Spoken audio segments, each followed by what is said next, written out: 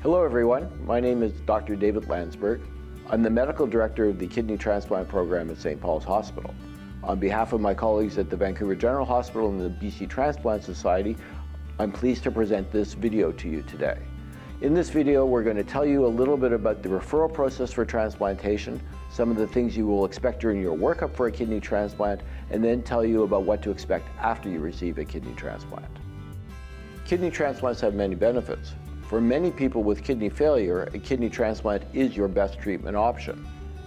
Especially in younger people, it's going to improve life expectancy over dialysis. It's important, however, to remember that a kidney transplant is still a treatment. It's not a cure. You're still going to have to take long-term anti-rejection medication. You're still going to have to come for regular transplant checkups, but the quality of life you live is going to be better than the quality of life that you're going to have on dialysis. So when you're thinking about a kidney transplant as a treatment option, you want to know what are the benefits, what are the risks? Is it worth it for me to take the risks in order to get the benefits? So with respect to risks, there's obviously the risk of the surgery itself, but then there's also the long-term risk of being on anti-rejection medications and some of the things that these medications might do to your immune system and hence leave you susceptible to things like infection or even an increased risk of cancer. Who's eligible for a kidney transplant? In order to have a kidney transplant, you have to be in reasonable physical health. We're not looking for perfection, but somebody has to have a reasonable life expectancy, otherwise maybe it's not the best thing to do. You need some family support, some ability to get some help from your family when you need it. You need to commit yourself to long-term anti-rejection medication and some of the post-transplant follow-up, which we're going to need you to do with respect to regular checkups. Kidney transplant is the best treatment for most people, but some people just aren't the right candidates. Some of the reasons why you might not be eligible for a kidney transplant would be if you had cancer, if you had a severe infection, if you had a severe psychiatric illness, which meant that you wouldn't be able to look after yourself, you wouldn't be able to take the anti-rejection drugs. If you were addicted to alcohol, addicted to other drugs, then your number one priority would be taking the drugs or getting a drink rather than looking after yourself, and so a transplant would not be appropriate in that situation. If you have a very serious medical condition which is going to limit your life expectancy, then a transplant might not be the best treatment.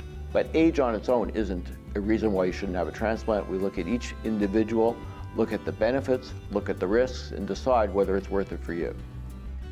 Usually after your kidney transplant, you're going to feel pretty good and you're going to be able to get out of the hospital pretty quickly. Our average length of stay is only 4 or 5 days. However, all of the action is at the beginning. That's when rejection is the most common. That's when we need to be making frequent dosage adjustments of your medications. Therefore, we're going to have to see you frequently. That means for people who live out of town, they're going to have to relocate to Vancouver for a little while.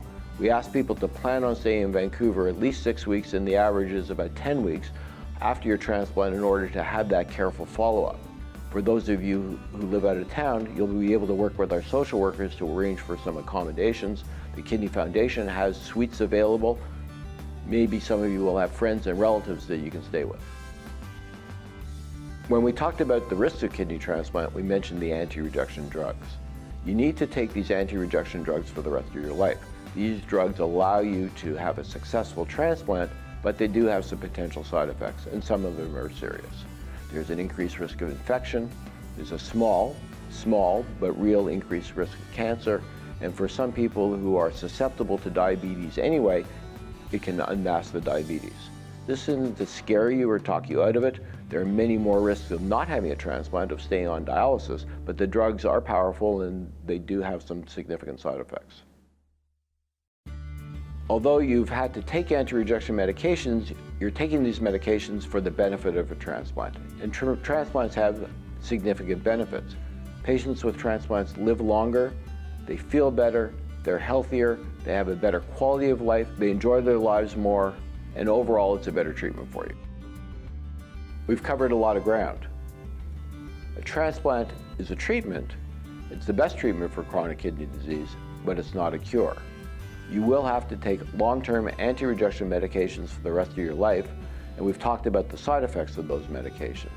On the other hand, the quality of your life, the longevity of your life, And the way you'll live your life will be significantly better after transplant than if you're staying with dialysis. In order to get onto the transplant waiting list or get approved for a living donor transplant, you're going to have to go through a lot of tests.